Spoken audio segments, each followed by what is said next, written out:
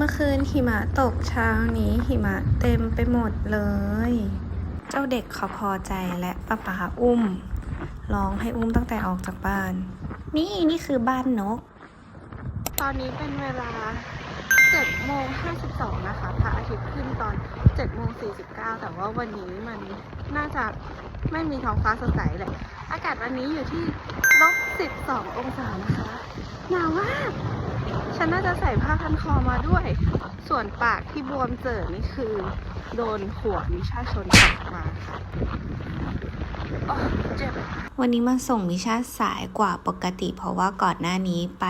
ตรวจสุขภาพที่โรงพยาบาลมาค่ะมิชาครบ3 ขวบก็ไปตรวจร่างกายตรวจค่าสายตาตรวจเลือดตรวจฉี่พอตรวจร่างกายเสร็จเรียบร้อยหลุยก็รีบพามาส่งที่โรงเรียนเลยผิดคาดนะคะวันนี้หลุยนึกว่าจะไม่มีแดดแต่ว่าปรากฏว่าแดดก็ออกแล้วค่ะตอนนี้เป็นเวลา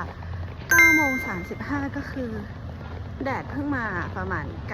9:20โอเคกลับบ้านไปกินข้าวกันยังไม่ได้กินข้าวเลยหิวรถติดนิดหน่อยนะคะช่วง9:30นี้คนน่าจะกำลังไปทำงานกัน